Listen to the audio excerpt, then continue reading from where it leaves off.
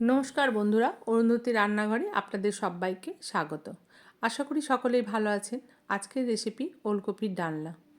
শীতকালে নানা রকম সবজির মধ্যে ওলকপিটাও কিন্তু বেশ ভালো লাগে। মাঝে মধ্যে এই রান্নাটাও করে আপনারা দেখতে পারেন। আমি কিভাবে রান্নাটা করেছি চলুন তাহলে আমি আপনাদেরকে দেখাই। আমি এখানে ছোট ছোট দুটো ওলকপিকে টুকরো টুকরো করে কেটে নিয়েছি, আর একটা বড় সাইজের আলু ছোট ছোট করে কেটে নিয়েছি। আর এদিকে মুঠো মটরশুঁটি নিয়েছি, আর এদিকে একটা রেগুলার মশলা যেগুলো আদা বাটা, জিরে গুঁড়ো, ধনে গুঁড়ো, লঙ্কা গুঁড়ো, হলুদ গুঁড়ো, নুন, মিষ্টি সব কিছু একটা বাটির মধ্যে রেডি করে নিয়েছি। এবার আমি গ্যাসের মধ্যে কড়াইটা বসিয়ে দিয়েছি, আর তার মধ্যে একটু সর্ষের তেল পরিমাণ মতো দিয়ে আমি তেজপাতা আর গোটা জিরে ফোড়ন দিয়ে দিলাম। ফোড়নটা হয়ে যাওয়ার পর তারপরে আমি এখানে ওলকপিটা আর আলুটা দিয়ে দেবো। এগুলো আলাদা আলাদা করে ভেজে তুলে রাখলেও হতো, কিন্তু আমি এখানে একবারই রান্নাটা করব।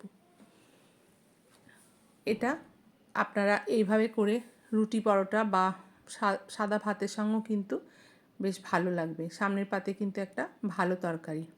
দেখুন এটা অনেকটাই ভাজা হয়ে গেছে। এবার এখানে আমি মটরশুঁটিটা দিয়ে দেবো। মটরশুঁটি এখন শীতকালে প্রত্যেকটা তরকারির মধ্যে দিলেই কিন্তু বেশ ভালো লাগে।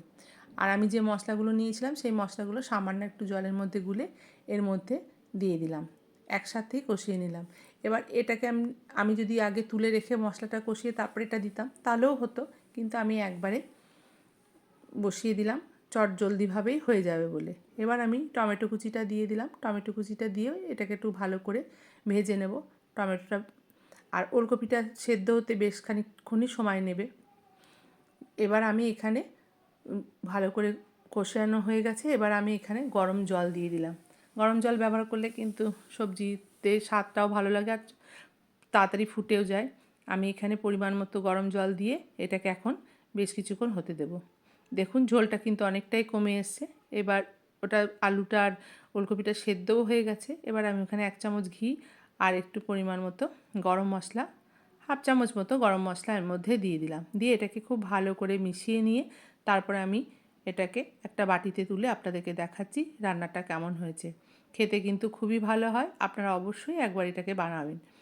আর আমার রান্নাগুলো কেমন লাগছে সেটাও কমেন্ট করে জানাবেন।